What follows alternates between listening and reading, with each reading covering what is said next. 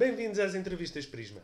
Recolhermos diferentes perspectivas de especialistas de diversas áreas do conhecimento e ouvirmos experiências de vida que nos possam ajudar a compreender e a navegar melhor os tempos em que vivemos. Hoje temos o prazer de ter como nosso convidado o Paulo Moreira. O Paulo Moreira é professor associado da Universidade Atlântica, é doutorado em Gestão de Saúde pela Universidade de Manchester e foi diretor adjunto de unidade do Centro Europeu de Controlo e Prevenção de Doenças, o ECDC, sediado em Estocolmo. Ele é consultor internacional em gestão de saúde, inovação e comunicação da saúde e desempenhou também essas funções durante vários períodos para o Ministério da Saúde em Portugal. Ele é o editor científico do Taylor & Francis Group de Oxford e tem também uma diversa experiência como docente para universidades como a Universidade Nova de Lisboa, o ISCTE, a Universidade Católica, a Universidade Fernando Pessoa e a Universidade Atlântica, desde 2001. Ele é investigador da Universidade da Extremadura, em Espanha. É membro do conselho editorial de várias diversas revistas científicas, incluindo o European Journal of Public Health e o International Journal of Healthcare Management, do qual é o editor-chefe. E é também autor e coautor de 35 papers científicos até à data. Vamos então ouvir a entrevista com o Paulo. Paulo, muito obrigado por aceitar o nosso convite, desde já, e queria também agradecer esta oportunidade, porque o Paulo, de facto, tem um currículo excelente e é portanto, uma pessoa que tem uma posição, digamos, privilegiada sobre alguns temas, dada o seu, aquilo que faz. Portanto, será certamente uma visão muito útil e com bastante profundidade e por dentro de alguém que está, de facto, por dentro destes temas. É uma oportunidade que eu agradeço desde já, Paulo. Muito bem-vindo. Paulo, muitos investigadores de outras áreas da medicina, como, por exemplo, a epidemiologia, a infecciologia, a virologia, são frequentemente ouvidos pelos meios de comunicação. Pelo contrário, os gestores ou consultores de saúde pública pouco ou nada têm sido mencionados ou consultados. Por que é que a opinião de um gestor de saúde pública é tão importante no contexto atual do Covid-19? Portanto, mais obrigado pela oportunidade de estar a conversar consigo. Não é muito, não será totalmente certo que os gestores e as pessoas com experiência de gestão no setor da saúde não sejam ouvidas nas crises de saúde pública. A questão do interesse da comunicação social é muito orientada para as questões emocionais, para as questões mais de impacto na vida das pessoas, e nesse sentido, digamos que a visão organizacional, portanto a visão de sistema, é menos atraente para a comunicação social, que trabalha nas crises de saúde pública à volta da gestão da sua própria audiência, não é?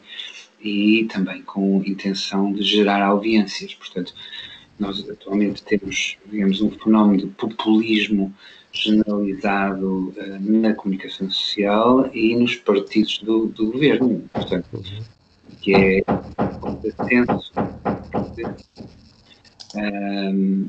Digamos que há um discurso que diz que os populismos são os partidos da extrema-direita ou da extrema-esquerda, mas, na verdade, o populismo neste momento está nos partidos que estão no poder, ou nos partidos que querem ir para o poder, portanto, os grandes partidos, e na política editorial generalista, que é essencialmente populista. Portanto, nós temos, digamos que o órgão que domina as audiências em Portugal, quer como um jornal, quer como um canal de TV, não menciono o seu nome, mas tem, digamos, uma política editorial que é essencialmente populista, e o populismo não tem muito espaço para a visão mais complexa, que é a interpretação sistémica das questões, não é? Portanto, o populismo é baseado na história humana, e que é legítimo, não é? E é interessante, no sofrimento da pessoa A ou do grupo B, e a história narrativa, não é, na comunicação social, é sempre muito curta, tem muito pouco espaço para factos e tem sempre uma ênfase nas emoções. Portanto, nesse contexto, não é de admirar que, sobretudo em Portugal, não haja muito espaço para conversas ou posições mais estruturadas que tenham uma visão sistémica, porque as visões sistémicas são complexas e são difíceis de comunicar em poucos segundos, que é o que cada pessoa que fala na televisão tem, à exceção, enfim, de alguns espaços que dão um pouco mais de tempo, como entrevistas, mas sempre muito orientadas para estas questões que estão relacionadas com as emoções, não é? E o sofrimento, porque os editores generalistas acham que é isso que faz, que capta e que agarra a audiência ao seu canal. Portanto, é por aí, não é? Certamente há aqui um ambiente, Paulo, que não é muito favorável ao debate científico, digamos, não é? E nesse aspecto, portanto, há aqui uma certa ausência de uma comunicação, se calhar baseada em evidências, podemos dizer, não é? Ou baseada em pessoas que têm uma expertise maior, uma expertise mais profundo sobre este tema. Mas no caso do Covid-19 em particular, o Paulo é editor, por exemplo, de diversas revistas de saúde pública, não é? Diversas revistas científicas. Salvo erro, duas, não é? Uma é editor-chefe, outra é editora.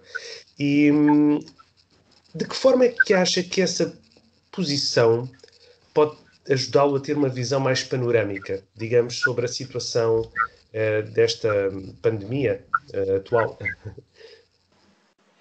Pois. Não, portanto, eu sou membro do Conselho Científico de algumas revistas, mas sou fundador e editor de uma e para ter esse contexto, não é? Há muitos anos, portanto, que no fundo trabalho em comunicação científica, não é? Portanto, quer naquilo que eu próprio fui publicando, enfim, que isso é básico. É básico, não é? Para qualquer pessoa que tenha um perfil mais científico, mais técnico, mas também, sobretudo, na dinamização digamos, da publicação de outros autores, não é? Portanto, desde a edição de livros à edição de revistas. Portanto, no fundo, tenho ajudado ao longo dos anos outros autores a publicar o seu trabalho, no sentido de os orientar naquilo que é a comunicação científica, que é bastante diferente da comunicação massificada. Portanto, a comunicação científica tem regras associadas à qualidade das revistas. Portanto, as revistas têm um processo que se chama de indexação, não é? Portanto, são revistas indexadas. As revistas indexadas digamos, há uma hierarquia de indexações, não é? Por exemplo, a indexação menos credível é o Google Scholar, não é? O Google Scholar, como se diz na gíria, é uma treta, não é?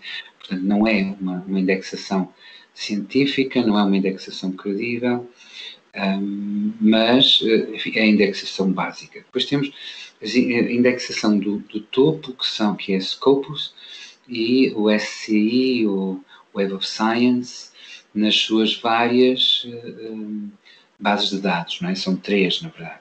E para chegar aí leva-se muitos anos. Portanto, a minha revista levou vários anos, a revista que eu fundei levou vários anos a chegar ao Scopus, mais alguns anos a chegar ao Web of Science, e enfim, recentemente tem subido num outro aspecto importante, que é o fator de impacto.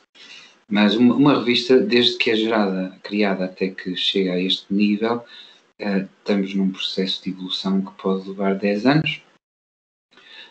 Enfim, há revistas que são ajudadas por estruturas, não é? E que às vezes podem conseguir chegar lá com um bocadinho menos de tempo, mas de uma forma geral é isso, não é? Depois há um fator crucial na comunicação científica, que é os autores são sempre orientados pelos editores, pelo menos os editores mais profissionais, em evitar opinião e basear as suas constatações, primeiro em referências de outros artigos com qualidade científica, ou seja, de outras revistas indexadas nos melhores níveis de indexação, e por outro também não fazer afirmações definitivas, não é? Portanto, é o velho conceito da dúvida metódica, que implica, por um lado, nós pormos tudo em dúvida, não é? De uma forma construtiva, científica, e por outro, de nunca também ficarmos com a certeza de que chegamos a um resultado definitivo. Portanto, a comunicação científica assume sempre que a nossa evidência indica que hoje o fenómeno pode ser explicado assim, mas deve sempre ficar aberta a nova evidência que pode surgir já para a semana, que nos vai indicar que afinal o fenómeno pode ser explicado de outra maneira. E repare, esta lógica não funciona na comunicação social massificada, não é? A comunicação massificada normalmente quer perguntas quase fechadas, não é? É assim ou não é assim? Não é? Esta solução resolve o problema ou não resolve o problema? E nós vemos, não é? As pessoas com um background, com uma base mais científica, mais técnica, têm sempre necessidade de enquadrar as respostas a essas perguntas da comunicação social generalista de uma forma aberta, não é? Portanto, e por vezes há pessoas que caem na tentação de digamos, aceitar esta visão generalista, gerando por vezes percepções erradas nas populações, que não são de facto baseadas na evidência, mas que de alguma forma muitas vezes as pessoas acreditam, portanto, digamos, há credibilidade se a pessoa que está a falar na televisão, ou na rádio, ou no jornal generalista, não é? Se a pessoa é identificada como vindo de uma instituição respeitada, enfim, mesmo que diga uma barbaridade, não é? Do ponto de vista científico, vai de alguma forma fazendo opinião. Não é? E temos visto esse processo bastante a decorrer no contexto da comunicação à volta do Covid-19. Primeiro temos uma série de oportunistas, não é? Gente que viu uma oportunidade de ficar popular, não é? Portanto, aparecer nas televisões, nas rádios, a falar sobre isto de uma forma muito leve, pouco baseada nesta perspectiva científica, embora se apresentem como tal, e a comunicação social também gosta de apresentar essas pessoas como tal, mas nós, na comunidade científica, sabemos que aquilo que se diz e a forma como se diz, quer na comunicação social, quer pelo poder político, não tem bases científicas muito sólidas, sobretudo à volta deste fenómeno atual do Covid-19, não é? Paulo, e há aqui então esse fenómeno de comunicação, não é? Do qual o Paulo conhece muito bem e de não termos sempre aquelas pessoas que têm o expertise ou têm o background mais rico, mais, portanto, mais conhecedor dos temas, a estarem na linha da frente da comunicação, não é? Que é um pouco disfuncional, na sua opinião, não é? Mas aqui há uma questão interessante, também para podermos comparar. Encontrou algumas diferenças identificáveis, digamos, nas políticas de saúde pública pré e pós-Covid? Houve uma mudança, uma clivagem abrupta, por exemplo, nas políticas? Ou foi, ou manteve-se, ou foi somente um empolar de uma coisa, de um problema que já existia? Bom, relativamente à primeira questão, é importante notarmos que, por exemplo, eu próprio, durante meses, enfim, estou a falar consigo porque vi que é um canal interessante e que é um projeto novo e que merece todo o apoio, mas recusei durante os últimos meses falar com enfim, os canais nacionais e algumas rádios, enfim. Até um momento em que aconteceu, digamos, uma coisa que eu achei que de facto é melhor intervir ou tentar intervir. Mas durante bastante tempo evitei e recusei porque esta é uma crise que se politizou logo no seu início e crises de saúde pública politizadas, nós, se tivermos digamos, uma perspectiva mais técnica, mais científica, é melhor ficarmos de histórico mais técnico, mais científico. Outros são, enfim, pessoas que não têm grande credibilidade científica porque têm tido uma vida orientada para outras coisas, portanto, legitimamente, e que merecem todo o nosso respeito.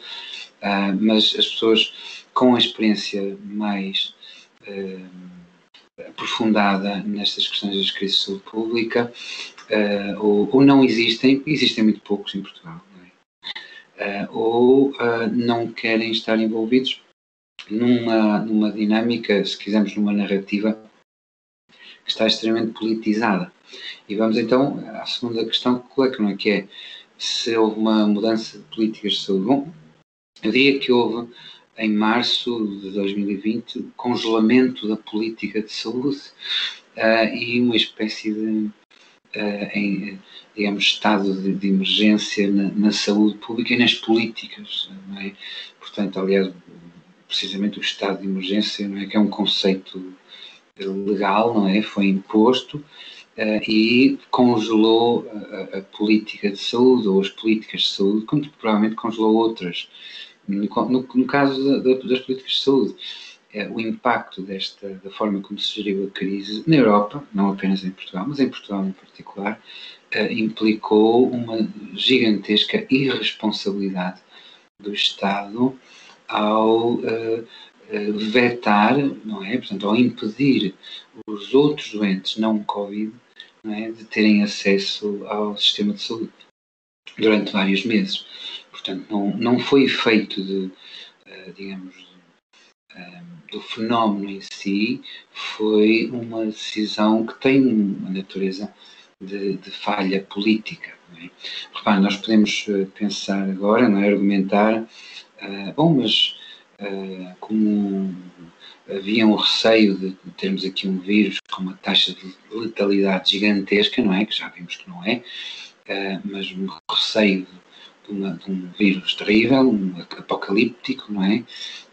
Então fez-se, digamos, com o apelo a que os outros doentes deixassem de vir aos hospitais. E foi assim que se fez por todo o mundo. E aí é que estamos errados, não é? Portanto, não foi assim por todo o mundo. Há alguns países e sistemas de saúde que conseguiram continuar a responder aos outros doentes. Ou seja, aí podemos dizer que é um contexto em que o sistema de saúde enfim, ativou a sua resposta a uma crise de saúde pública. Isso é importante que se faça quando ela se verifica, mas não desativou todas as outras atividades, como aconteceu em alguns sistemas de saúde, em que os doentes não Covid ficaram simplesmente como que impedidos de aceder aos cuidados de saúde. Portanto, esse é um erro, não é? E é um erro que naturalmente já está a custar caro e vai continuar a custar muito caro às populações e aos sistemas de saúde, enfim, e que de alguma forma resulta da impreparação dos líderes, não é? Portanto, esta já não era a primeira pandemia, não é? Portanto, eu vivi outra da parte de dentro, não é? Em 2009, ainda há pessoas por aí que a viveram, inclusive a atual Diretora-Geral de Saúde em Portugal era diretora adjunta de saúde na altura da pandemia anterior, mas de facto não houve aprendizagem nenhuma, cometeram-se os mesmos erros. Obviamente que, digamos, assumiu-se um processo essencialmente de imitação de medidas, não é, entre governos. E o governo português, enfim, assumiu a perspectiva de adotar medidas que os outros países também adotavam, normalmente depois dos outros países as anunciarem, achando que essa era a via mais segura do ponto de vista político e eleitoral. E não necessariamente a melhor opção do ponto de vista da gestão da crise de saúde pública ou do ponto de vista da gestão do sistema de saúde. Portanto, não terá havido propriamente uma clivagem, terá havido uma espécie de congelamento das políticas de saúde e uma ativação de uma espécie de botão de pânico completamente irracional nas medidas que se foram tomando, baseados essencialmente numa perspectiva de manter uma boa popularidade dos governos, estamos a falar da Europa, não estamos a falar só de Portugal, e essencialmente ir gerindo as percepções públicas no sentido de que as medidas governamentais fossem aceites como as únicas possíveis de implementar. E aqui temos uma vez mais um choque com a ciência e com a comunicação científica, que em ciência nós nunca dizemos que esta é a única opção. Portanto, a função da ciência e a função da comunicação científica é dizer sempre que há essa opção, mas nós vamos encontrar outras opções, outras alternativas. Portanto, essa é mais uma perspectiva da comunicação científica que não é muito aceitável num contexto em que a comunicação social generalista quer fazer audiência à custa da crise de saúde pública e consegue, e o poder político também quer, de alguma forma, justificar as suas ações e não fica muito contente que a comunicação científica venha gerar questões. Repare que uma verdadeira, eu vou usar um termo que não é muito comum usarmos, mas vou usá-lo, que é uma verdadeira aberração, neste momento, haver uma tentativa de imposição de consenso científico, não é? Porque isso é, digamos, o discurso anti-ciência, não é? É contra a natureza da ciência haver consensos.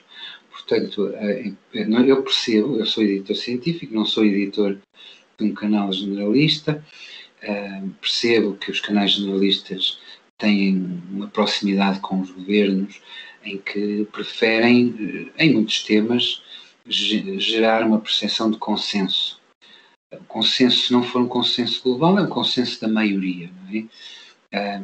Mas na ciência nós não vivemos com isso, com essa ideia de consenso. Portanto, há sempre a procura de demonstrar que há outras perspectivas, outras dimensões, e é assim que o conhecimento avança, o conhecimento científico. Não é? Se em qualquer tema da ciência, se chegarmos a um momento em que se diz chegamos a um consenso, já não há mais nada a dizer, estamos a declarar que naquele tema a ciência morreu. Portanto, a partir daquele dia não há mais ciência.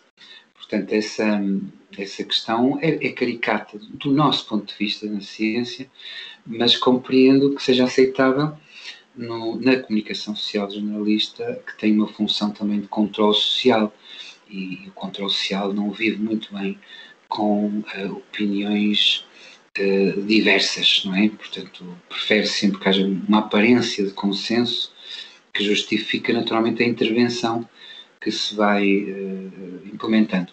Mas essencialmente, toda a gente percebe, quem trabalha em ciência, quem faz investigação a qualquer nível, percebe que o consenso científico é uma perspectiva anticientífica.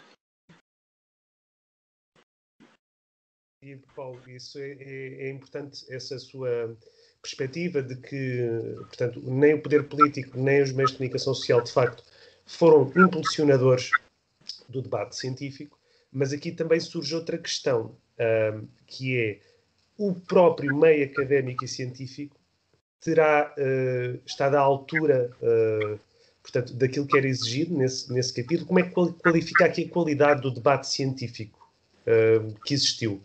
Sabemos que houve uma certa supressão, uma certa pressão governamental, pressões políticas, uma certa orientação dos meios de comunicação social, de acordo com a sua perspectiva, mas há aqui a questão do próprio meio académico, do próprio meio científico. Como é que classifica o debate que tem existido? Ou tem existido debate e simplesmente nós não somos informados dele, não é? Que se calhar também é outra possibilidade sobre o que está a acontecer. Sim, o debate científico acontece a nível internacional. A minha revista, por exemplo, a revista que fundei é inglesa. Ao longo destes 12 anos da revista, praticamente não tive autores portugueses, muito poucos autores portugueses. Nós temos que ter a noção, enfim, honesta e equilibrada, mas também respeitosa, não é? De que a saúde pública em Portugal é o parente pobre das ciências da saúde. Portanto, é o parente pobre em várias dimensões. Primeiro, tem sempre muito poucos recursos, é uma área que nunca é levada a sério, é uma área pouco atrativa, portanto, em Portugal há muito poucos especialistas de saúde pública, e aqueles especialistas, os poucos especialistas de saúde pública acabam sempre por ter que ter outras atividades, porque senão não sobrevivem, e só se lembram da saúde pública quando há uma grande crise como esta, não é? Nessa altura é tarde, porque a qualidade das pessoas envolvidas em saúde pública, enfim, é muito reduzida, no sentido de que há poucas pessoas, não é? Também são pessoas que não têm tido a oportunidade de desenvolver muitos trabalhos, muitos projetos, portanto, acabam por, ao longo dos anos, se envolver noutras coisas, noutras áreas, e a geração de conhecimento na área da saúde pública em Portugal acaba por ser muito pobre, mesmo muito pobre. Portanto, não é de surpreender que depois, quando chega uma crise destas, não é? Primeiro que ninguém estava preparado para nada disto, ninguém teve tempo de se preparar muito bem também, portanto é uma espécie de processo de identificação de alguém que tenha um mínimo de aproximação às questões da saúde pública para ou ser incluído numa comissão qualquer de apoio às entidades do Estado, não é? Às entidades governamentais, ou, como é o caso, na parte da comunicação social, é uma busca quase que dramática de comentadores que possam parecer especialistas, não é? E este possam parecer especialistas, no caso português, é factual. Portanto, há pessoas que de facto nunca pensaram na vida em gestão de pandemias, nunca trabalharam em nenhuma, não é? E que aparecem como, enfim, o comentador que aquele canal de televisão ou aquele canal de rádio conseguiu arranjar para aquele espaço, não é? Portanto, é um pouco a lógica da comunicação social nestes espaços de discussão ou aparente discussão à volta da pandemia, é a lógica de ocupar espaço. Portanto, temos o editor de um canal jornalista dizer, vamos dedicar uma hora ao Covid-19. O que é que vamos lá fazer? Vamos entrevistar uns velhinhos que estão num lar, e vamos chamar aí um especialista. Mas que especialista cá de ser? E aí é um pouco o acaso, não é? Portanto, é perguntar, conheces alguém que saiba alguma coisa sobre... não conheço bem, mas há aqui uma pessoa que está aqui, digamos que tem alguma experiência próxima, ou que possa parecer próxima. Portanto, eu estou a simplificar, não é? É um processo que é normal em comunicação social, portanto, os espaços têm que ter um convidado e arranja-se um convidado, enfim, mais ou menos, possa parecer às audiências que sabe do que está a falar. Portanto, depois, quando não há muita gente que sabe do que está a falar, enfim, o nível de exigência vai descendo e aos poucos começamos a ver pessoas que realmente não têm rigorosamente nada a ver com a saúde pública, nem com a gestão de uma pandemia, nem muito menos às vezes com o conhecimento das ações que estão a ser implementadas, não é?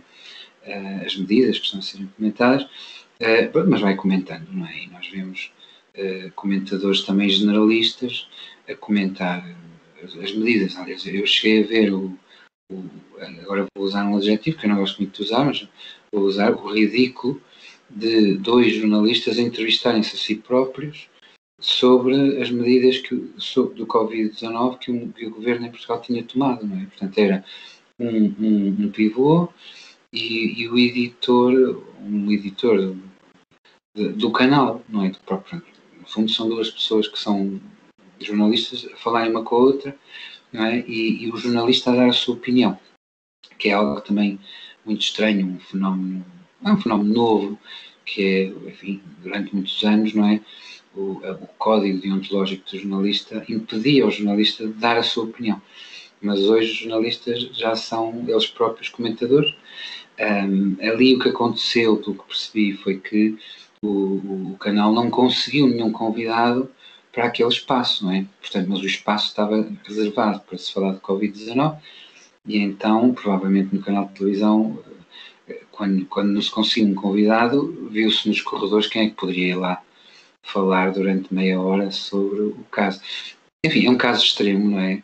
Mas indicia esta dificuldade que os canais de televisão também têm, e os rádios, etc., em Portugal, de encontrar pessoas que tenham alguma experiência, que tenham publicações na área das pandemias, na área da saúde pública. Portanto, e o que vemos é uma série de pessoas que, de facto, não têm formação em saúde pública, nunca fizeram investigação em saúde pública, mas, porventura, são licenciados em medicina, trabalharam eventualmente em hospitais e vão dando uma perspectiva que, enfim, que acaba por vezes por ser interessante e relevante, mas acaba também por gerar um vazio naquilo que é o conhecimento gerado pela disciplina da saúde pública.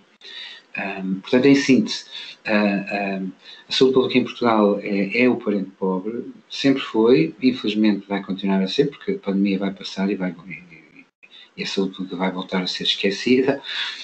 Portanto, é uma área que tem muito pouca formação, portanto, em Portugal formam-se muito poucas pessoas em saúde pública, em geral.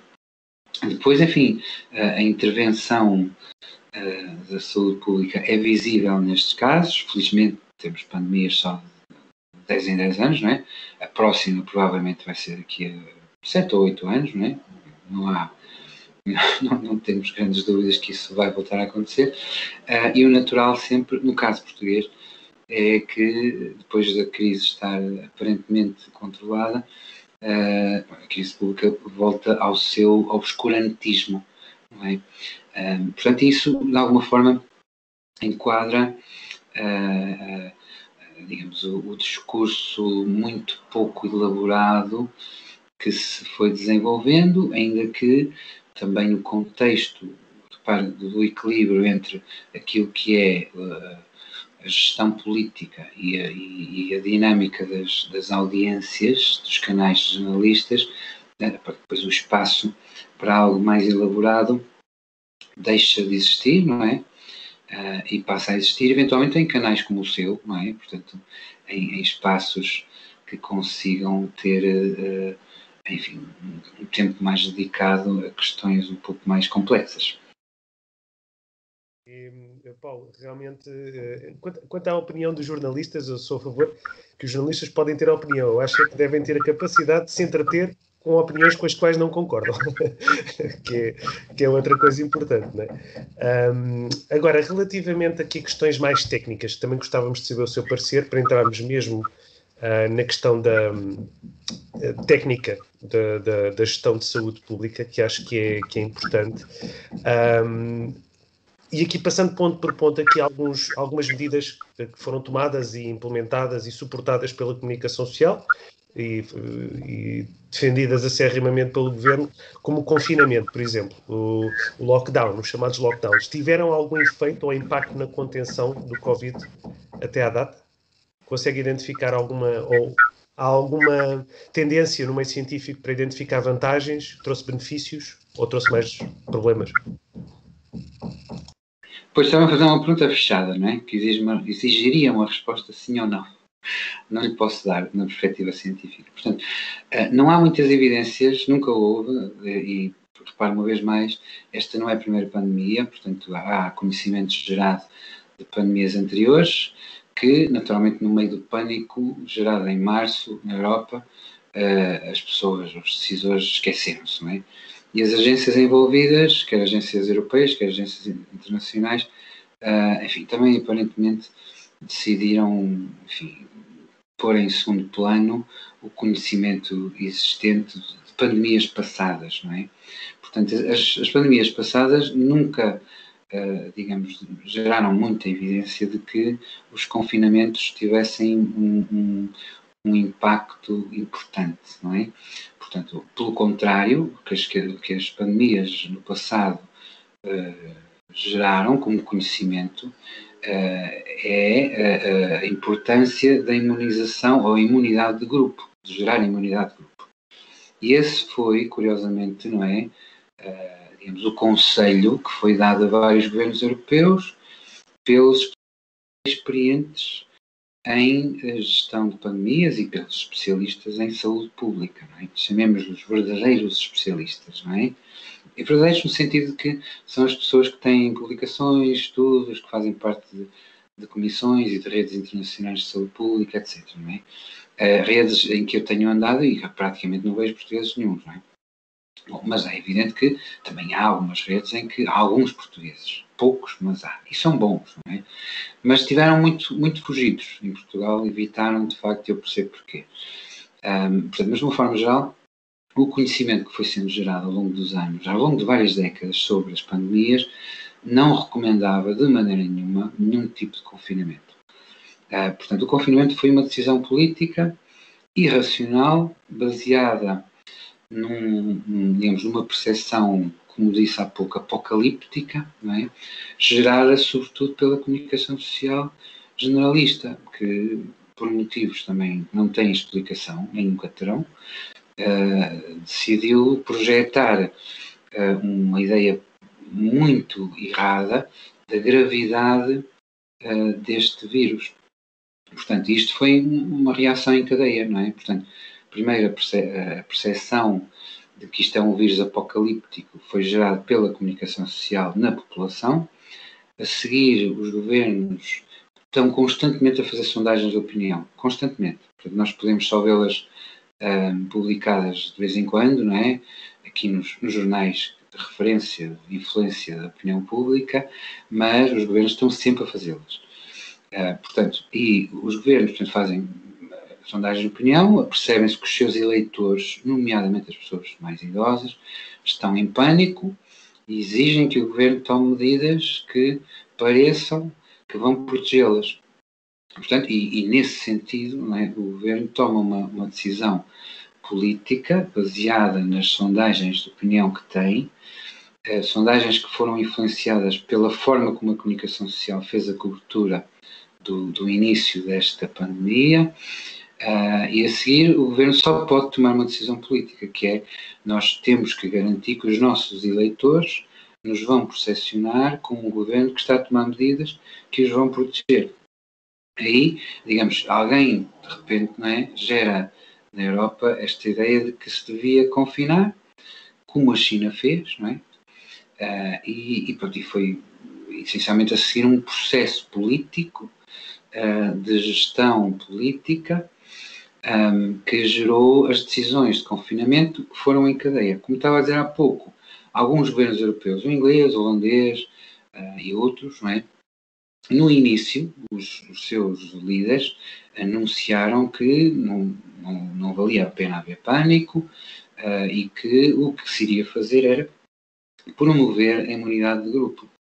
E esses políticos, não é, na altura, no início da pandemia, estavam bem informados e estavam bem orientados. Mas alguns deles, como foi o caso do governo inglês, também na Holanda, acabaram por ser pressionados pela avalanche mediática e pelas sondagens de opinião que indicavam que os seus eleitores, portanto, os eleitores da Inglaterra, por exemplo, os idosos, etc., como tinham visto outros países já a confinar, não estavam nada de acordo que o seu governo decidisse não confinar, porque isto era um vírus apocalíptico. E vai daí o governo inglês, que também vê as sondagens, pensa assim: para aí, se a gente fizer aquilo que os cientistas nos dizem, que é não confinar e promover a imunidade de grupo, os nossos eleitores vão nos penalizar, porque eles estão mesmo com muito medo. Então vamos lá confinar. Portanto, estou a simplificar, mas o processo foi esse. Felizmente para a história, fica o caso da Suécia, que foi o único país e o único governo que conseguiu resistir à avalanche mediática e à demagogia eleitoralista que os partidos políticos e os governos na Europa sucumbiram, não é? Portanto, reparem, não é uma questão de estarmos agora a fazer uma acusação, não é? Portanto, o processo foi este, descrito de uma forma transparente e independente. Repito, o processo foi este. portanto, visão apocalíptica mediática, desnecessária e, de alguma forma, até exagerada, sondagens de opinião dos governos e gestão política da situação.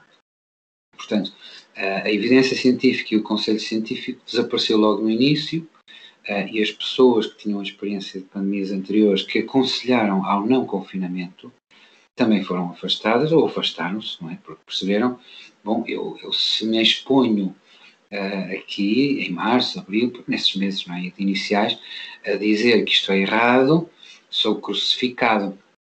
Os especialistas hoje, os cientistas e as pessoas que têm uma visão diferente, hoje já não são crucificados nas fogueiras, não é? São crucificados nas redes sociais, não é? Que é mais ou menos, enfim, não é a mesma coisa, mas é o que acontece.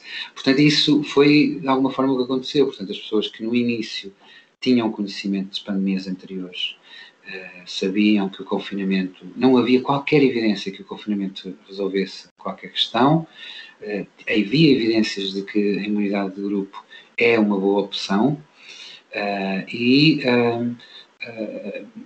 perceberam que o seu aconselhamento e que a sua opinião não era válida, portanto não era importante na gestão política, e decidiram desaparecer de cena, e fizeram bem, porque senão tinham sido também trucidados nesse processo. Portanto, no fundo, a dinâmica foi esta, não é? O resultado é que nós hoje, enfim, ainda não estamos completamente livres para falarmos, não é? Portanto, ainda não há liberdade total. Quem discordar neste momento ainda é perseguido e trucidado, mas já começamos a sentir que há uma franja da população que está mais aberta a ver alternativas diferentes. Provavelmente não valerá muito a pena fazer um julgamento do passado, não é? Enfim, mas podemos olhar para o futuro e pensar que havemos de tirar algumas lições deste período. De qualquer forma, o caso da Suécia fica para a história, não é? Como o único país na Europa que resistiu à irracionalidade da combinação entre o mediatismo apocalíptico e a gestão política eleitoralista, não é? Porque foram esses dois ingredientes que geraram situações e decisões e intervenções, medidas que não tinham grande suporte científico. Assim como assistimos depois a um processo, esse sim mais preocupante do ponto de vista da ciência, que foi o surgimento de uma espécie de ciência de consumo rápido, que são coisas como os fact-checkers, não é? Portanto, que era, digamos, umas coisinhas muito pequeninas, muito rápidas, consumo rápido, com perguntas do género: esta medida que o governo tomou tem base científica ou não? E a resposta dos meios de comunicação social que estivessem a favor do governo era: tem, e há aqui um artigo científico que diz isso. Portanto, isto é, uma vez mais, comunicação anticientífica, não é? Porque nós nunca baseamos as nossas interpretações num único artigo científico. Portanto, é uma manipulação, é uma tentativa de parecer que o órgão de comunicação generalista está a basear a sua sugestão ou recomendação à população numa evidência científica. É falsificador, porque ninguém na ciência baseia uma opinião ou uma recomendação num artigo científico.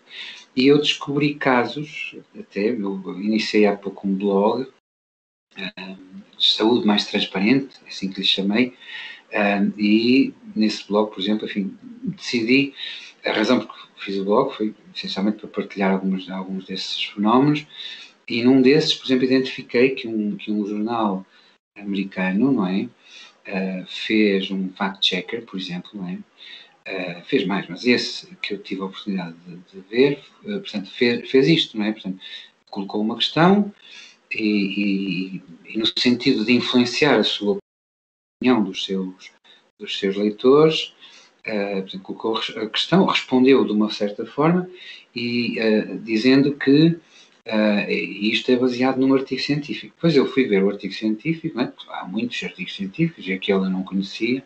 fui ver o artigo científico e não é que o artigo científico dizia exatamente o contrário do que o jornal estava a argumentar. Portanto, o que é que o jornal fez? Usou uma frase, citou uma frase do artigo científico que convinha para confirmar o fact-checker, não é? Que eles produziram, mas quando a gente vai ler o artigo todo, não é? Mais à frente dessa frase, os autores de facto dizem, como se deve dizer em comunicação científica, que nada disto era definitivo, que aquele estudo não demonstrava nem permitia que dissesse que sim em relação àquele tema, logo é necessária mais investigação. Isto é uma prática comum na comunicação científica, portanto nós contribuímos para o conhecimento, mas ficamos sempre com a noção de que há mais coisas a saber e aquilo que eu escrevo no meu artigo científico não é, digamos, não permite dizer que é sempre assim.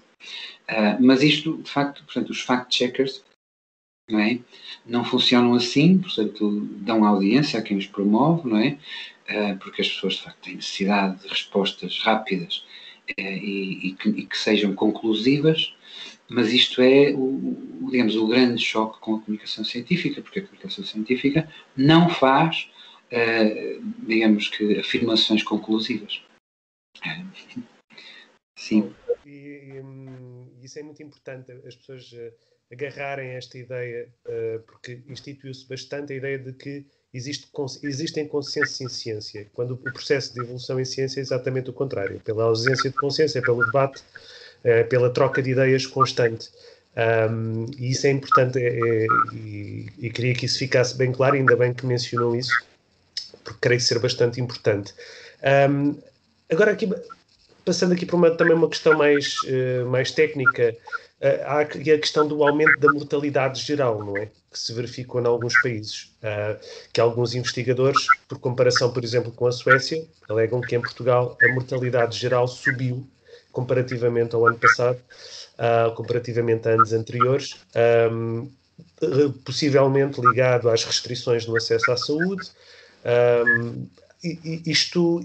Há ligações diretas, óbvias entre estas duas coisas, entre as restrições, a lentidão do sistema de saúde e o aumento da mortalidade geral, não só a específica por Covid-19, mas também a geral. Pois estavam a fazer mais uma pergunta fechada, não é? Que exigiria tal resposta sim ou não. Na ciência não fazemos isso. Portanto, repare, a resposta a essa pergunta será: precisamos de mais evidência. É muito difícil demonstrar que determinado aumento da mortalidade tem uma única explicação, um único fator que a gera. Portanto, teremos que esperar mais algum tempo.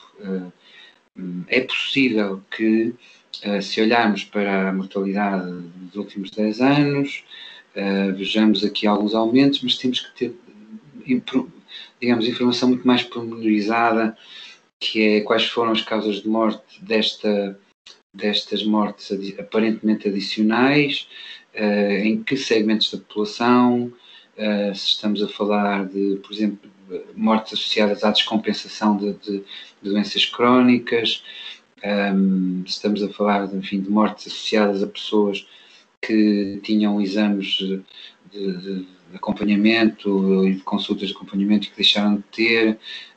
Portanto, precisamos de mais informação, não é? Os números são importantes, mas explicar os números é bastante mais complexo. Portanto, eu acho que neste momento ainda há poucas evidências que nos permitam explicar, não é? Portanto, o indício de que há um aumento de mortes não associadas ao Covid, que se pode achar que está acima da média dos últimos anos, no caso português e em outros países europeus, esse indício já existe, mas a explicá-lo vai necessitar de mais algum tempo e de estudos mais pormenorizados, que em Portugal são muito difíceis de fazer, porque o acesso que nós temos à informação em Portugal desse tipo é muito limitado. Eu posso até fazer aqui uma referência que fica registada, não é? O Ministério da Saúde em Portugal só permite o acesso aos dados, não é? Para os quais a gente possa fazer estudos. Eu vou usar uma expressão entre aspas, aos amigos, não é? Aos amigos. Os amigos são sempre os mesmos, são pessoas que andam sempre ali à volta do governo e dos governos, não é? E que são convidados para isto e para aquilo, às vezes até ocupam cargos, depois estão nas universidades e, como são amigos, acedem aos dados. E depois há os outros, de quem os governos têm algum receio, a quem os dados não são, portanto, não são partilhados. Não é? E isso é um aspecto interessante. Enfim, é um aspecto muito que tem uma perspectiva técnica, não é? Que é os dados que nós pedimos às vezes ao Ministério, nós sabemos que existem, mas o Ministério prefere não os dar, e nós não sabemos, nunca percebemos bem porquê, não é? Mas de repente sabemos que passado um mês deram-nos a outro. Enfim, depois o que o outro faz, ou a outra, por vezes não é o que nós íamos fazer, e acabamos por ficar nessa situação e acabamos por desistir, porque o timing dos estudos também passa, não é? Mas neste momento o que lhe posso dizer é que para termos a certeza absoluta que houve de facto um aumento de mortes não Covid geradas pelas medidas do governo, primeiro o governo não vai facilitar um estudo desses, não é? Nem o nosso, nem outros, porque isso seria colocar em causa tudo o que eles fizeram, não é? E eles vão ter eleições daqui por algum tempo, portanto um estudo desses era muito chato, não é? E depois, para o fazermos, nós podemos planear um estudo desses, fazer a proposta de investigação, mas para o fazermos temos que ter acesso a dados muito detalhados que, em alguns casos, no sistema de saúde português até nem são fáceis de aceder. Portanto, podemos fazer sempre como fazem os americanos e outros, que é por amostras, não é? Portanto, não os dados nacionais, mas pegamos nos dados de um hospital, 2, 3, e fazemos como os americanos vão fazer, e os australianos, os israelitas, há várias pessoas, felizmente, equipas de investigação a preparar estudos que vão demonstrar até que ponto as medidas tomadas tiveram esses efeitos de mortes, portanto, de aumento de mortes não Covid provocadas ou como efeito das medidas. Não tenho dúvidas que vão surgir efeitos, estudos desses. Tenho muitas dúvidas que possam surgir em Portugal, porque não temos acesso aos dados e os governos são muito cuidadosos, entre aspas, né, com quem partilham esses dados, mas ficamos com a noção de que para provar isso temos de facto que ter acesso a dados muito detalhados. Portanto, o governo português pode dizer sempre que não dá acesso porque não tem, e até tem alguma verdade, mas depois nós às vezes sentimos que não dá acesso aos dados porque também não quer que venha alguém agora embaraçar o governo demonstrando esse fenómeno. Portanto, mas não podemos afirmar, podemos é antecipar que haverão estudos nesse sentido num futuro próximo. E nessa altura, enfim, veremos, não é? Também nessa altura, provavelmente, o interesse que a comunicação social dá ao Covid vai cair muito rapidamente, não é? Porque já não está a gerar a audiência que eles se habituaram, e nessa altura estes estudos provavelmente também já não vão ter visibilidade nenhuma na comunicação social, mas ficam na comunidade científica. Vamos então aqui dar início à segunda parte da nossa entrevista. Paulo, estávamos também, aí há muitas pessoas que de certeza quererão saber a sua opinião sobre estas medidas de confinamento, mas em particular esta questão de, sabendo que muitos dos casos e da propagação das doenças e desta do Covid-19 em particular ocorrem em meio familiar, confinar as pessoas 24 sobre 24 horas no meio familiar, com certeza que tem consequências também, não é? Em termos de aumentar, por exemplo, a carga viral, que os indivíduos estão expostos.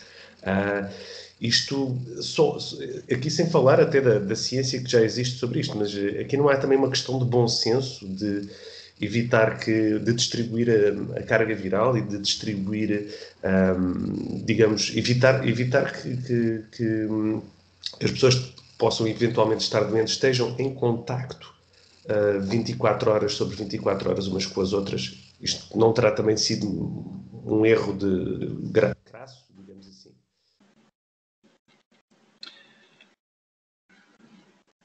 Bom, é um contexto complexo. Portanto, repare, nós podemos, por exemplo, observar aquilo que aconteceu na China, por exemplo. Portanto, quando um elemento da família estava, portanto, no início, não é? Portanto, quando um elemento da família estava infectado, digamos que o processo na China era isolar essa pessoa de toda a gente, portanto, inclusive dos familiares. Isso seria feito de várias formas, portanto, poderia ser numa divisão da casa, se a casa permitisse, ou o infectado teria que ser, digamos, colocado durante um período de tempo pré-definido, que poderiam ser os tais 15 dias, num contexto em que não estivesse de facto em contato com os familiares. Enfim, foi assim na China. De alguma forma a China tem o surto, enfim, tem toda esta questão equilibrada, mas as medidas, enfim, foram diferentes. No contexto europeu não se assume essa perspectiva de isolar as pessoas individualmente, retirá-las da família, se for preciso, enfim, por questões também sociais, culturais, etc. Portanto, não há propriamente uma explicação, digamos, com base na ciência, porque é que se faz de uma forma na China, porque é que se faz de outra forma na Europa. Portanto, os efeitos são evidentes, não é? Portanto, quando um familiar tem gripe, normalmente, não é? O resto da família não é infectada também. Por vezes há um membro da família que não é, por razões várias, provavelmente porque, enfim, já esteve infectado, já tem algum nível de imunidade, mas de facto no Ocidente e na Europa em particular não é muito comum medidas de isolar individualmente as pessoas, retirando-as do contacto com as suas famílias. Portanto, repare, como falávamos antes, esta pandemia e a saúde pública em geral tem uma componente social, uma componente cultural, uma componente política, e não se trata apenas de enfrentar um vírus ou uma bactéria na perspectiva simplesmente biomédica ou biológica. A saúde pública, de facto, distingue-se das outras áreas das ciências da saúde e da gestão de sistemas de saúde, porque tem que ter a sensibilidade nestas outras dimensões. Portanto, e estas outras dimensões são a dimensão política, a dimensão económica, a dimensão cultural, social, que, digamos, de uma forma de interpretação laboratorial, não é? São, enfim, o vírus e a bactéria reagem de determinada forma no laboratório, mas o efeito que tem nas sociedades é mais complexo de se gerir, e é por isso que vemos pela Europa e pelo mundo diferentes formas de lidar com a mesma questão. Portanto, já falamos do caso da Suécia, já falamos do caso da Coreia do Sul, enfim, podíamos falar de outros países pelo mundo fora que enfrentaram a mesma situação de maneira diferente. Portanto, depois o julgamento de quem é que estava certo, quem é que estava errado, não é muito importante para a geração de conhecimento científico. Enfim, terá alguma importância no julgamento político, se quisermos, mas isso já não somos nós que fazemos. Paulo, portanto, o que no fundo está a tentar dizer-nos, na sua perspectiva, é que cientificamente não há propriamente um certo ou errado, houve várias medidas com resultados diferentes, não é? Mas também há questões culturais e há questões sociais aqui que não podemos ignorar e que, ao fim e ao cabo, temos que ajustar a cada caso, não é? As políticas também às culturas e não podemos aplicar digamos, uma chapa 5, como se costuma dizer, a todos os casos, não é? Relativamente aqui é uma questão que também parece-me que ainda não está bem explicada, ou parece que também há muita confusão à volta, que é a questão da endemia ou pandemia. Não é? Chamou-se ao Covid-19 uma pandemia desde o princípio, não é? Mas há a questão das doenças que se tornam endémicas também. O Paulo podia só brevemente explicar, só para as pessoas perceberem qual é a diferença entre uma e outra e se aquilo que estamos a passar neste momento já é uma endemia ou é uma pandemia ainda, no fundo. Bom, o conceito de pandemia foi, portanto, de alguma forma alterado pela Organização Mundial de Saúde em 2005. Voltou a ser, portanto, alterado, enfim, depois, com outras definições, mais perto de 2009, portanto, na pandemia anterior, não é? Na pandemia de 2009, e a interpretação, ou seja, a definição que foi atribuída portanto, ao significado, no fundo, a definição que permite à Organização Mundial de Saúde declarar uma pandemia alterou-se significativamente. E isso foi bastante polémico na altura. Portanto, declarar uma pandemia implicava a existência de focos de infecção numa série de países e com uma mortalidade muito elevada. Essa era uma definição, em termos simplistas, clássica do que é uma pandemia. A certa altura, portanto, 2005, por razões nunca muito bem percebidas, houve uma certa pressão para essa definição começar a ser alterada. E chegou àquilo que é a definição atual, em que, de facto, é muito simples, muito fácil, portanto, à Organização Mundial de Saúde, portanto, declarar uma pandemia. Portanto, enfim, a endemia, enfim, é um outro conceito, portanto, é essencialmente uma doença infecciosa que ocorre habitualmente, com incidência significativa, em determinada população ou em determinada região. Portanto, se o Covid-19 poderá ser no futuro uma endemia, é o que vamos ver. Temos que, naturalmente, ir observando e gerando evidências nesse sentido, não é? Portanto, não me parece que possamos ainda definir, digamos, a possibilidade de uma endemia num vírus que é supostamente novo e sobre o qual ainda sabemos pouco.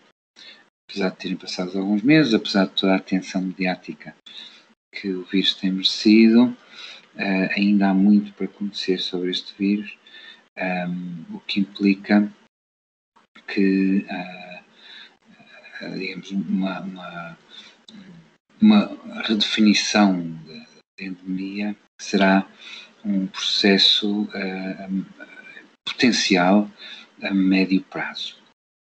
Não haverá, digamos que,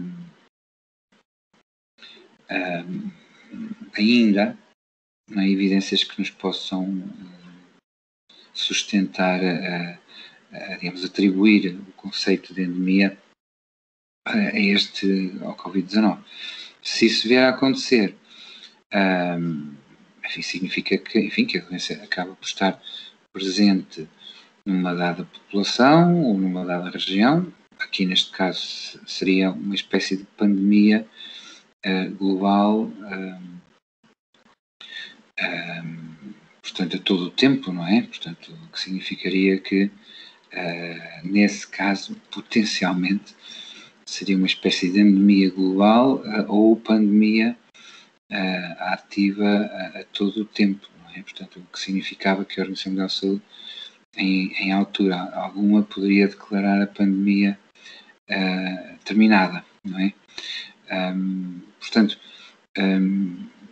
temos que ver, não é? Portanto, há doenças infecciosas que ocorrem, de facto, com incidência significativa em certas populações ou certas regiões, mas,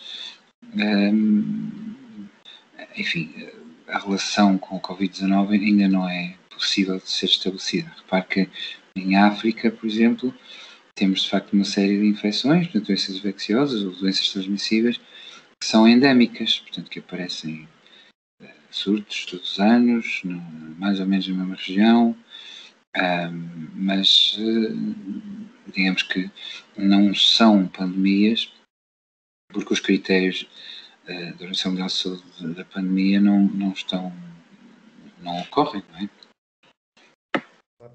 E, Paulo, então, no fundo, o que está aqui a tentar transmitir é que há aqui também muitas questões políticas e implicações políticas, quer de ser declarada endemia, quer de ser declarada pandemia, e que não é uma questão muitas vezes puramente científica, não é? Portanto, é preciso termos atenção a isso. Relativamente à mobilidade, às restrições à mobilidade, como o encerramento das fronteiras, portanto, as restrições no caso de Portugal, entre passar de concelho para concelho, de sair do mesmo concelho. Portanto, todas essas medidas de restrição à mobilidade tiveram algum impacto mensurável até agora nas mortalidades. Vamos falar especificamente da de Covid-19, mas também na mortalidade geral, há algum impacto que as medidas de restrição à mobilidade... Isto porque já tivemos aqui um convidado que, portanto, também publicou um paper sobre a questão da mobilidade e da mortalidade e de facto, pareceu que, pelo menos a nível da mortalidade específica por Covid-19, os países que encerraram fronteiras, ou, portanto, que encerraram mais cedo as fronteiras, aparentemente conseguiram ter uma mortalidade mais baixa. Havia aí aparentemente uma correlação. Não sei se concorda, se notou alguma tendência nesse sentido a nível da investigação científica. Não conheço o estudo, portanto temos que ver. Repare que um estudo científico que faz essa, digamos, explora esse tema, como todos, não é? Mas esse em particular tem que ser discutido na metodologia que utilizou, não é? Porque é um fenómeno muito, muito difícil de provar, não é? Portanto, podemos fazer isto de várias formas, mas, de facto, não conhecendo o artigo em questão, não sei como foi feito, não é? Imagino que, e tenho visto alguns artigos, enfim, que tentam provar isso, ou tentativas de produção de artigos que tentam demonstrar isso, mas depois, digamos, a sua metodologia é sempre muito discutível, não é? Portanto, não há, digamos, nenhuma evidência muito clara que demonstre que, digamos, neste caso em particular, portanto, as medidas de restrição de movimentos têm um impacto na redução da incidência da infecção. Portanto, e se quisermos, uma vez mais, não é? O exemplo da Suécia, felizmente, não é? Felizmente que existe a Suécia, prova-nos exatamente isso. Portanto, uma vez mais, não há errados nem certos, mas havendo mais que uma forma de reagir à situação, que é normal na ciência e é normal nas opções de saúde pública, digamos, temos que gerar mais evidência no sentido de eventualmente associar causa e efeito. A ciência tem muitos modelos e muitas abordagens, e a abordagem da causa e efeito nem sempre é viável na saúde pública.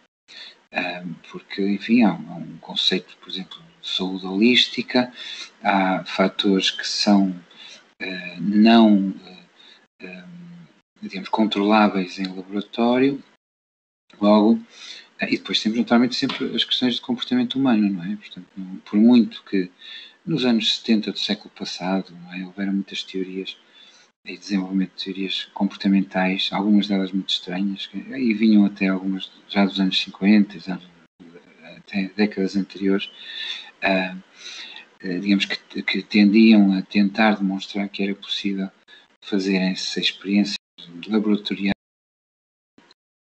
Portanto, isso gerou, enfim, estudos e metodologias muito estranhas, algumas delas que rapidamente se tornaram até ilegais, completamente ilegais.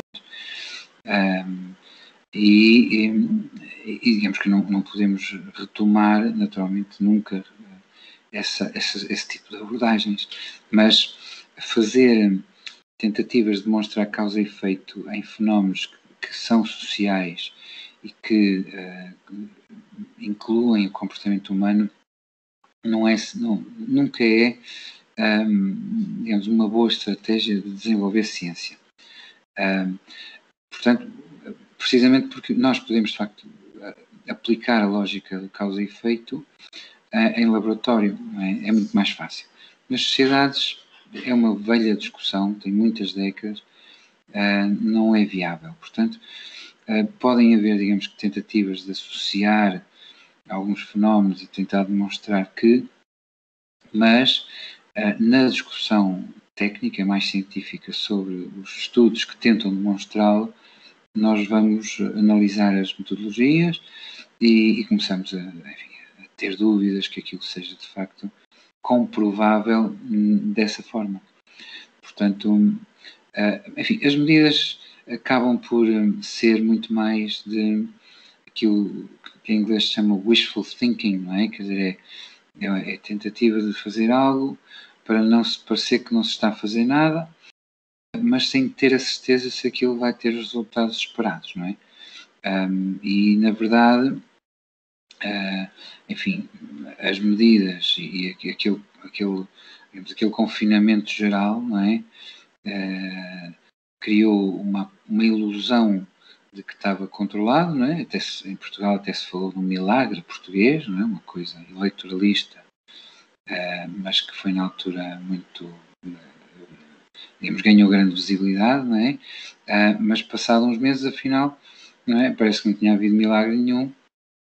Portanto, o vírus de facto não estava controlado e as pessoas, naturalmente, que vão começar a pensar, então, se agora houve um acréscimo muito grande dos alegados novos casos, não é? Será que valia a pena termos aquele confinamento? E depois, uma vez mais, olhamos para a Suécia e ficamos assim, mas se calhar não tinha feito diferença nenhuma se não tivéssemos confinado. E repare que agora é a mesma coisa, portanto, as medidas que agora estão a ser tomadas são uma espécie de falsos confinamentos, não é? Portanto, confinamentos parciais, confinamentos supostamente regionais, portanto, e o resultado também não será, digamos, muito passível de ser associado às medidas, não é? O que vai dar resultado, e fica registado aqui, é quando os Estados deixarem de fazer testes. Foi exatamente o que aconteceu na Ásia, não é? Portanto, no momento em que, em vez de se andar à caça ao caso, não é? Os procedimentos de decisão de se fazer testes sejam alterados, os casos caem dramaticamente, não é? Portanto, isso é o que se tem em algumas regiões do mundo. Portanto, é algo a observar. Repare, nós podemos perguntar, mas isso é legítimo? Faz algum sentido deixar de fazer testes? Mas, repare, ninguém anda a fazer testes à influenza, não é? Portanto, as pessoas têm sintomas, vão aos serviços de saúde, é-lhes diagnosticado o que quer que seja, no caso, por exemplo, a gripe, não é? E são, enfim, orientados para a sua recuperação e apoiados pelos serviços de saúde quando é o caso. Portanto, é registado o caso da gripe no momento em que é diagnosticada como tal num serviço de saúde. Mas ninguém anda a fazer testes proativamente, não é? Para encontrar 1000 casos, 2000, 4000, 7000, não é? Portanto, porque se nós fizéssemos testes para encontrar outros vírus, E outras doenças, não é? Tínhamos casos novos, olha, casos novos de diabetes, era às centenas todas as semanas, não é? Porque a diabetes, como sabe, é uma das doenças, digamos, mais subdiagnosticada. Portanto, se o Estado, em Portugal e na Europa, não é, começasse agora a caça da diabetes, triplicávamos os diabéticos num instante.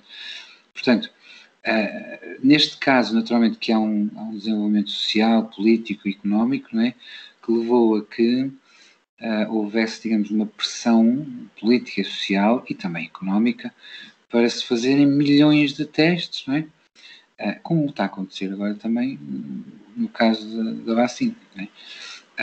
Portanto, mas as coisas não são, em saúde pública, nada é, digamos, tão simples e tão preciso quanto as práticas laboratoriais e até, enfim, de alguma forma, um modelo de intervenção biomédica, porque temos todos estes fatores, não é? Temos o fator político, o fator social, o fator cultural, o fator económico. E é a combinação destes 4 fatores, não é? Muito mais que o vírus em si, que gerou, digamos, toda esta narrativa do Covid-19, que é única na história, não é? E vai ficar para a história futura como um caso muito, muito interessante para as gerações futuras, por ser tão diferente de tudo o que se passou no passado. Não é? E, Paulo, portanto, é uma perspectiva também que reforça também o que outros investigadores e outros médicos também se têm manifestado, a questão da testagem em massa, não é? É curioso saber que noutros países como asiáticos, nomeadamente que referiu, a testagem simplesmente só é feita nos casos em que há sintomatologia, não é? Creio que é isso que também tem feito a diferença, certo? Sim, portanto, o que passou a acontecer foi, portanto, que os testes são feitos por decisão clínica ou a pedido do próprio, mas há certos contextos em que mesmo o pedido próprio pode não ser considerado necessário, não é? Ora, isso é evidente que tem logo um efeito, que é o número de casos cai a pique, não é? Há aqui outra questão que também tem sido interessante, ou foi falado inicialmente e depois caiu um pouco no esquecimento, que é a questão do uso de ventiladores. O Estado comprou quantidades massivas deles, supostamente eram necessários numa fase inicial do tratamento desta doença, mas também houve relatos de médicos que acharam que os ventiladores estavam a ser contraproducentes, pelo menos numa fase muito inicial da doença, e que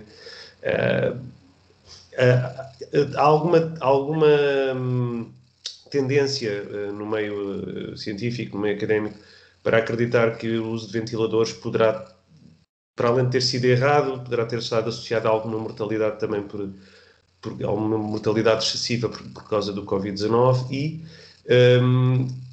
isso no geral houve uma certa incompreensão da doença que poderá ter facilitado também muitas mortes no início. Bom, sobre isso há estudos vários que começaram a sair a partir de abril. Portanto, os primeiros estudos foram feitos em 2 hospitais em Nova Iorque, em que os especialistas, enfim, as pessoas que tinham experiência de unidades de cuidados intensivos, começaram desde o início a ter dúvidas digamos, de que se seria necessário ventilar todos os que tinham Covid-19. E essas pessoas, felizmente, não é, com a sua coragem e ética moral, não é, e profissional, decidiram fazer rapidamente um estudo que demonstrou ao mundo, não é, que mais ou menos, enfim, fins de abril, maio, que era um erro grosseiro e gravíssimo ventilar-se toda a gente. E demonstraram mais ainda, nesses 2 hospitais, com as amostras que foram possíveis identificar, com os casos que eles estudaram, incluíram no estudo, que 30 a 40% das mortes foram provocadas por ventilação excessiva. Isso foi um estudo que criou um pequeno terremoto, mas que ninguém deu por ele, não é? Porque a comunicação social, por razões também não tem explicação, ignorou, mas nos meios do setor da saúde isso foi um verdadeiro terremoto. Fizeram-se logo mais estudos noutros países, em Israel, Austrália, etc., porque, enfim, quando o estudo é publicado, uma série de pessoas pelo mundo inteiro pensam assim, espera aí que eu estou aqui a olhar para doentes onde se calhar lhes está a acontecer o mesmo. Portanto, vamos ver então se aqui também está a acontecer, e rapidamente se disponibilizaram 3, 4 estudos em que se demonstrava de facto que a ventilação era excessiva em alguns casos e cada caso tinha que ser avaliado por si, como é costume, não é? O que aconteceu, e depois aí já é uma explicação de gestão de sistema, é que no meio da emergência se trouxeram pessoas para trabalhar nas unidades de cuidados intensivos sem experiência de unidades de cuidados intensivos, não é? Porque as pessoas por vezes não percebem que os profissionais de saúde são especializados, portanto, que naturalmente têm mais experiência de trabalhar num determinado setor, num determinado serviço, com um determinado tipo de doentes, e que em caso de emergência, naturalmente na sua boa vontade, ou porque são pagos para isso, não é? Seja por boa vontade, ou uma combinação de ambos, boa vontade e porque são pagos, vão trabalhar para as unidades de cuidados intensivos sem a experiência de unidades de cuidados intensivos e, eventualmente, justifica-se inicialmente a necessidade de alguma aprendizagem. Portanto, mas neste momento não temos dúvidas nenhumas que uma significativa proporção dos óbitos no início da pandemia foram provocados por ventilação excessiva e de ventilação desnecessária. Portanto, aliás, esses números deviam até, naturalmente, ser retirados às estatísticas dos óbitos, não é? Porque as pessoas não morreram por Covid-19, morreram por excesso de ventilação. É uma situação extremamente embaraçosa para os profissionais, por isso é que se fala pouco disso, e há uma certa discreta pressão para que isso não seja muito falado. É natural e compreensível, mas a ciência não deve ser silenciada e não foi. O que foi discretamente partilhada e discretamente deixou de se ventilar pessoas, não é? À toa, não é? Em termos simples, o que é bom. Portanto, o importante foi corrigir-se o erro rapidamente. Enfim, não é muito importante, de facto, agora culpabilizar, porque foi, digamos que, um fenómeno, de alguma forma, de ignorância, ainda que os profissionais que trabalhavam em unidades de cuidados intensivos há muitos anos, desde o início, que acharam, digamos que, isto de ventilar toda a gente à toa é arriscado. Mas é evidente que ninguém fez de propósito, mas há, digamos que, o aspecto positivo a assinalar que a ciência conseguiu rapidamente, felizmente, de gerar evidências que recomendavam, digamos, outros procedimentos para a ventilação. Claro que o grande negócio de vender ventiladores para aí à toa também morreu aí, não é? Portanto, compraram-se muitos no início porque se gerou este boato que toda a gente com Covid-19 tinha que ser ventilado.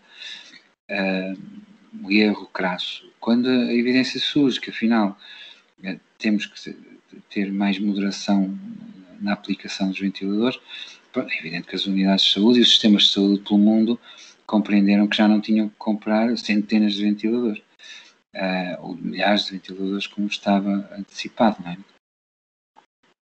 Isso é de facto interessante saber que houve esse assumir desse erro, embora não publicamente e de uma forma sobretudo discreta, mas houve esse assumir por parte da comunidade científica, não tanto por parte da classe política ou dos meios de comunicação, não é? Infelizmente, na mesma medida.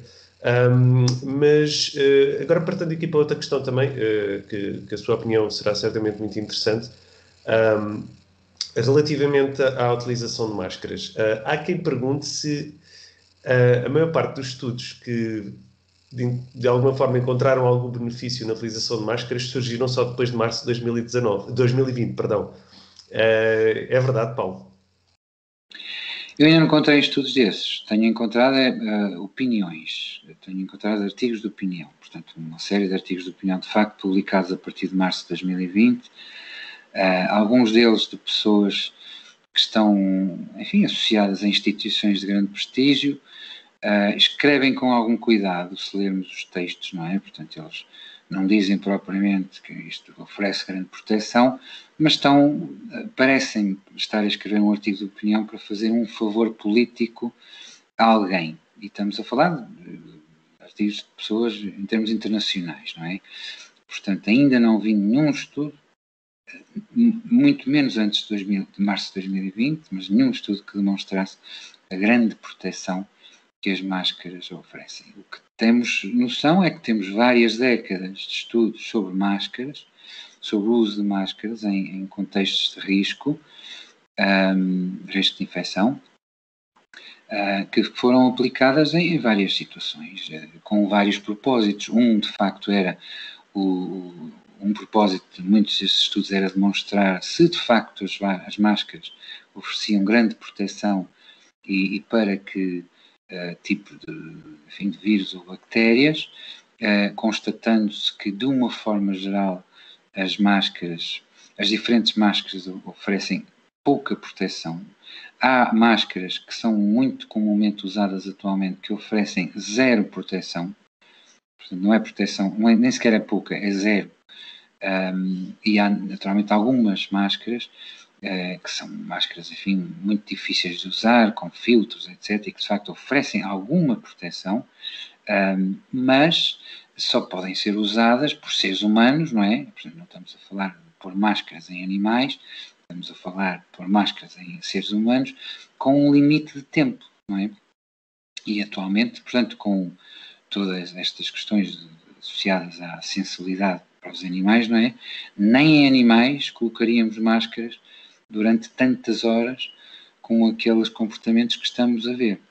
Por fatores vários, não só pelo mal-estar, mas também porque temos várias décadas de evidências, não é? Que geram, ou que, digamos, que demonstram os malefícios potenciais de se usarem máscaras durante longos períodos de tempo. E repare, esses estudos não surgiram por causa da pandemia, não foram feitos por causa do Covid-19, foram realizados porque, ao fim de alguns anos, em alguns países, começou a notar-se que as pessoas que trabalhavam nos blocos operatórios, não é, que usavam máscaras, por vezes, durante longos períodos de tempo, começavam a demonstrar problemas na sua saúde individual, que eram comuns às pessoas que trabalhavam naquele contexto. E os primeiros estudos começaram, digamos, a procurar explicações, e uma explicação que começou a surgir foi, de facto, o uso excessivo de máscaras. E foi nessa altura que se começou a estudar, digamos, com mais detalhe, não é, quais eram os limites de tempo do uso de uma máscara que não poriam em risco a saúde individual das pessoas e que evitariam os malefícios, entretanto, identificados pelo uso prolongado de máscaras. Não é? Portanto, aquilo que se foi identificando é que as máscaras que se utilizam, nomeadamente no contexto clínico, não devem ser usadas durante um período superior a 1 hora. E, enfim, depois com eventualmente um intervalo, não é? Porque o trabalho no bloco operatório obriga a voltar a estar, por vezes, um pouco mais que 1 hora, portanto, mas tem que haver intervalos de segurança para que a pessoa possa estar, enfim, algum tempo sem máscara, não é?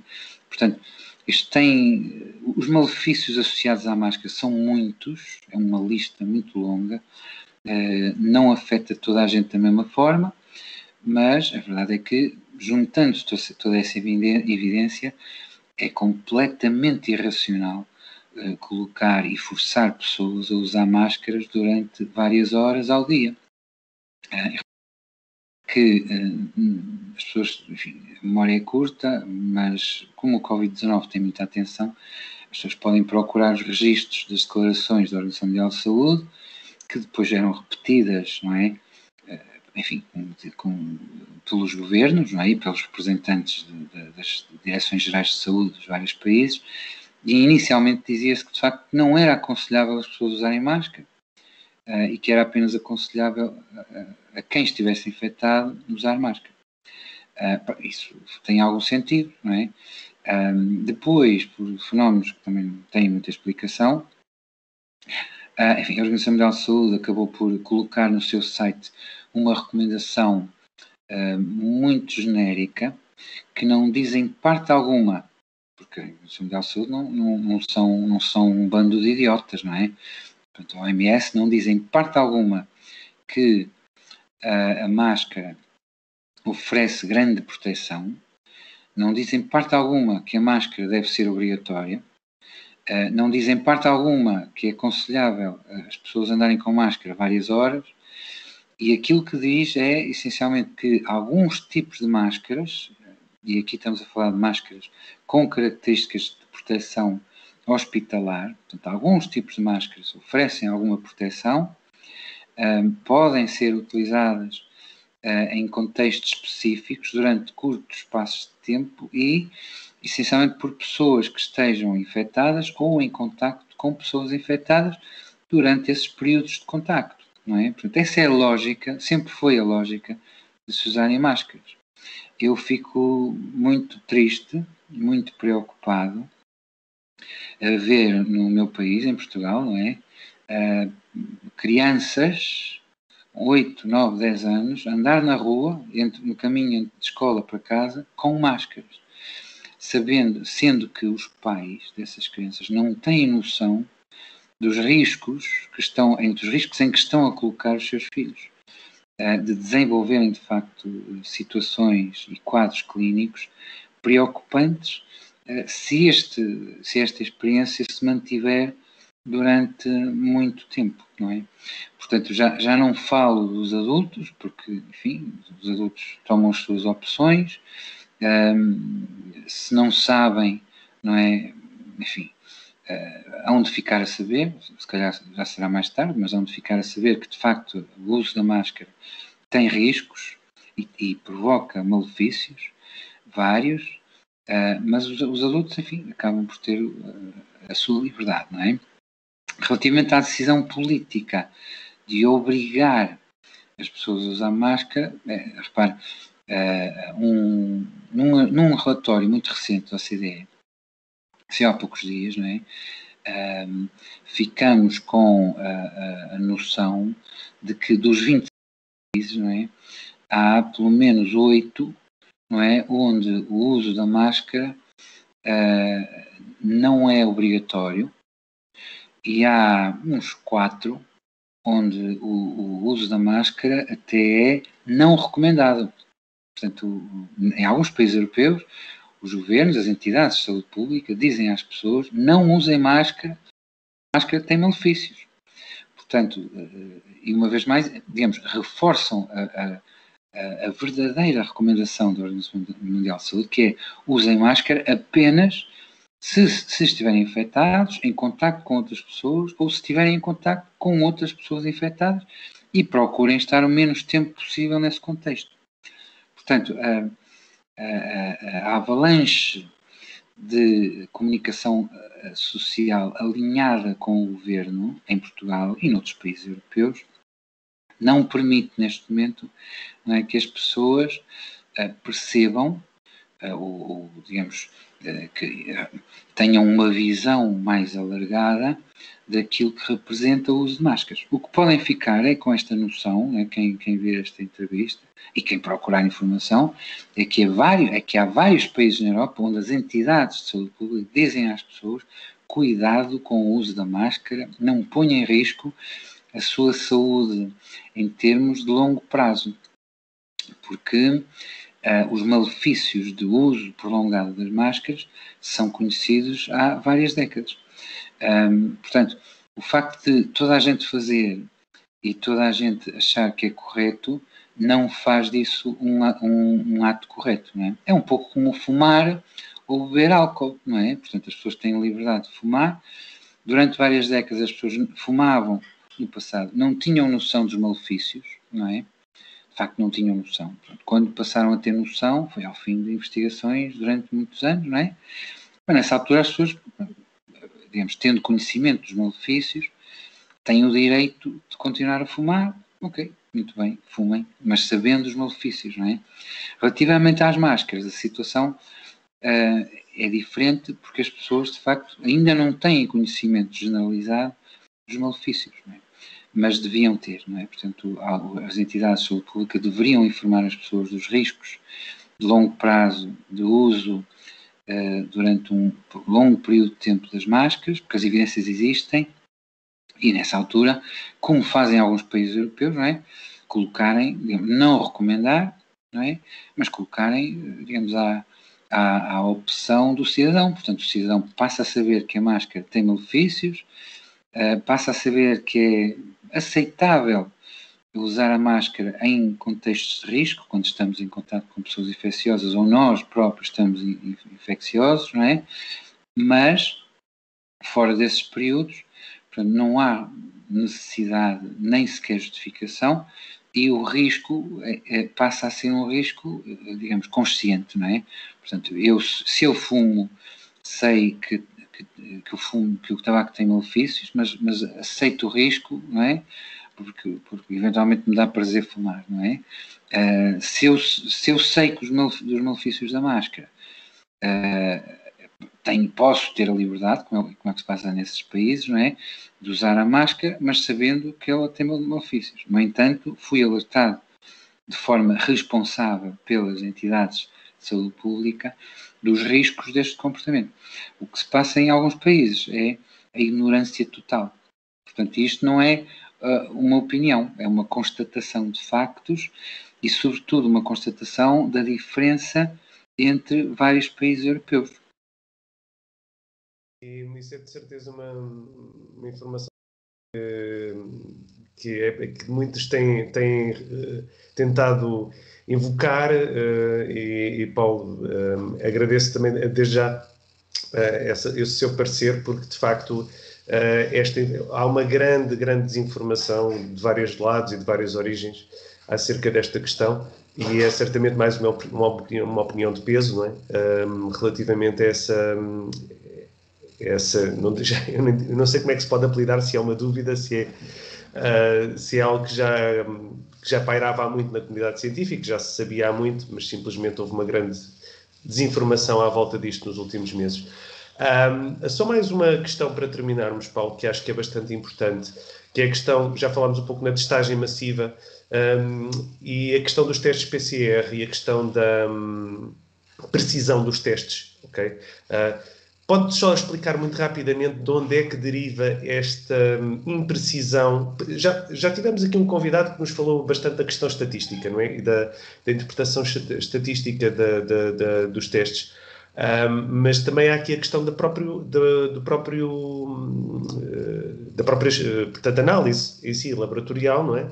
Que tem uma margem de imprecisão que deriva de algum, ou supostamente tem uma margem de imprecisão que deriva de algum processo inerente, não é? O Paulo conhece esse processo, pode-nos explicar um pouco de onde é que ele deriva? Pois pá, é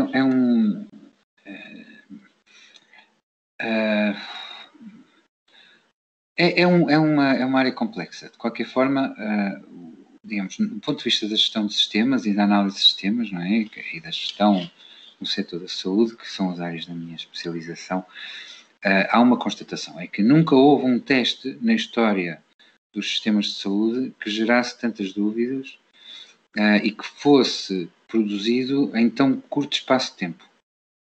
Portanto, este teste quase milagroso, não é? Surgiu do nada, surgiu definido por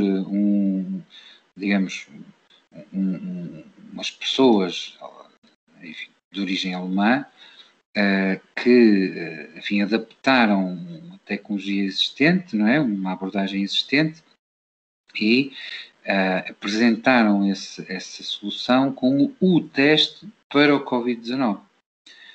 E isso é, na história dos sistemas de saúde, muito original, mesmo muito original.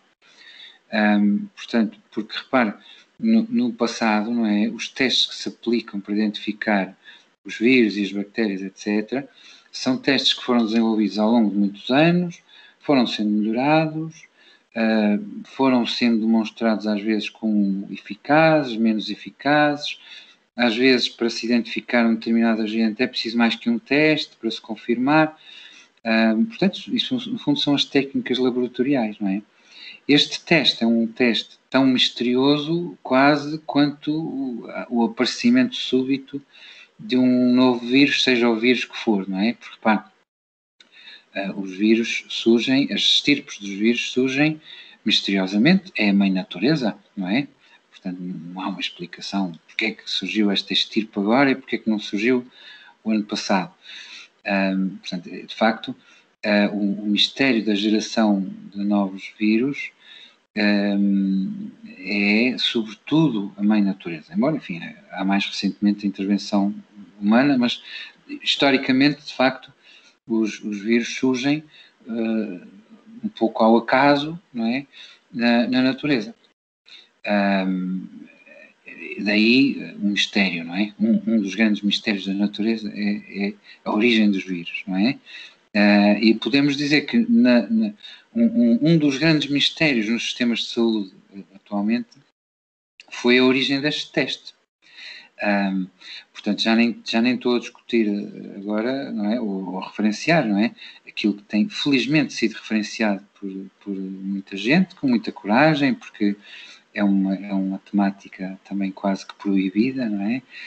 Vai deixar de ser, mas no início era, que era, portanto, as dúvidas que surgiam sobre o largo espectro aplicado a este teste, não é? Que qualquer teste de largo espectro normalmente vai gerar uma confirmação de um agente que não seria confirmado se o espectro fosse mais curto, não é? Portanto, e há de facto, como já se tem constatado, um risco de se estar a identificar um agente que pode já não estar presente e pode até nem ser o agente de que estamos à procura, não é? Mas, porventura, essa aplicação desse teste acabará por dar caso positivo, não é? Portanto, as dúvidas sobre a efetividade, a eficácia deste teste em particular não foram geradas por mim, não é? Não foram geradas por nenhuma pessoa em particular, foram sendo geradas com a observação natural que algumas sensibilidades científicas vão tendo. Mas repare que quem entende melhor este fenómeno são os biólogos, não são os médicos, não são os enfermeiros. Portanto, nós, digamos que as pessoas, de uma forma geral, não têm muita noção do que é que são os campos científicos e do que é que são os campos de intervenção e não sabem que, na verdade, os grandes contributos para os sistemas de saúde, em termos de intervenções várias, não é? Vêm da biologia, vêm da química, vêm da física, não é? E que a medicina é, digamos que, o beneficiário dessas inovações. E os testes, em particular, não é? Vêm da combinação, precisamente, destas três áreas científicas, da biologia, da química e da física. E no caso deste teste, não é aos biólogos, primeiramente, que gera grande perplexidade, não é? E é os biólogos que nós temos que ouvir. Assim como assim, os biólogos terão grande dificuldade em explicar isto em miúdos, não é? Porque há uma certa complexidade. De qualquer forma, na perspectiva de gestão de sistemas, não é? Historicamente, nunca houve um teste que gerasse tantas dúvidas, não é? Ainda que sejam dúvidas surdas, para já, não é? E também nunca houve um teste, digamos, com estas características e com esta rapidez de adoção mundial. Portanto, para os novos testes, as novas tecnologias de diagnóstico, levam anos a desenvolver e levam ainda mais anos a serem adotadas, porque há muita resistência nos sistemas de saúde a adotar determinado tipo de inovações. Neste caso, portanto, pelo contexto político, social, económico, não é? Houve, digamos, uma adoção imediata de um teste que não passou pelos trâmites habituais da experimentação. Portanto, foi um teste definido de uma forma muito rápida, adotado de uma forma ainda mais rápida pela Organização Mundial de Saúde, que o passou a recomendar ao resto do mundo como o teste para este vírus. E o mundo, enfim, no pânico que a comunicação social gerou, não teve muito tempo para pensar. Não é? Pelo menos o mundo mediatizado, o mundo político, não é? Na parte dos investigadores. Quando, digamos, passou aquele primeiro mês do espanto de todas as medidas e de todo o pânico gerado nas sociedades, alguns especialistas destas questões laboratoriais, de testes, etc., quando tiveram mais acesso, afinal, o que é este teste maravilha que surge do nada para identificar este novo vírus, não é? O vírus apocalíptico, não é? Portanto, começam a ficar um pouco surpreendidos, não é? Com a natureza do teste e, naturalmente, levantando aos poucos, muito discretamente, com muito receio, não é? Como eu próprio também, não é? Devagarinho, vamos esperar pelo espaço ideal para haver alguma discussão sobre, de alguma forma, a natureza deste teste e a validade do teste, não é? Penso que nós estamos agora em novembro, penso que daqui por um ano, não é? Se não for antes, não é? Já será muito óbvio aquilo que é a avaliação deste teste. Mas nessa altura já passou, não é? Portanto, nessa altura provavelmente a comunicação social já não terá interesse nenhum nisto, provavelmente já haverá, digamos que uma disseminação generalizada das novas vacinas, não é? E o problema, entre aspas, já estará resolvido, portanto, e nessa altura, como às vezes se faz, já não vale a pena falar desta questão do teste na comunicação social. Mas valerá sempre a pena, isso não tenho dúvidas, não é? Na comunicação científica e nos meios científicos, discutir esta tecnologia, esta abordagem que este teste em particular desenvolve e, eventualmente, sempre no sentido de o melhorar na sua eficácia para o futuro. Portanto, a justificação para que se tenha adotado um teste que não foi devidamente testado nem estudado foi uma justificação política. Portanto, foi uma justificação de, portanto, há um novo vírus, isto é um vírus apocalíptico, vão morrer milhões de pessoas pelo mundo, centenas de milhões, dizia-se no início, e precisamos de um teste para identificá-lo. Está aqui o teste. E pronto, e a partir desse momento ninguém pode discutir, não é? Porque há um vírus que vai matar milhões de pessoas e só com este teste é que a gente consegue identificar as pessoas que estão infectadas. Portanto, não houve discussão científica nenhuma à volta do teste antes do teste começar a ser adotado. Portanto, ser adotado, não é? É evidente que o teste não surgiu do nada, não é? É uma técnica existente, pré-existente, mas que foi alterada, não é? E é essa alteração que gera dúvidas em algumas pessoas, não é? Mais informadas, não é? Que não sendo grandes especialistas, mas ficam com algumas dúvidas. Mas foi essa alteração que gerou perplexidade nas pessoas que conhecem essa técnica em detalhe, não é? Uma coisa é nós termos, digamos, acesso à informação, vamos lendo, não é a nossa especialidade, mas percebemos, realmente há aqui alguma coisa. Outra coisa são aquelas pessoas que durante toda a sua vida trabalharam naquela técnica e de repente vêm-na alterada e ficam perplexas. Portanto, é essas perplexidades que nós no futuro acredito que teremos liberdade de conhecer e de ouvir, não é? Porque para já essas perplexidades não têm muito espaço na comunicação social generalista, não é? Paulo, creio que chegamos aqui ao fim da nossa entrevista.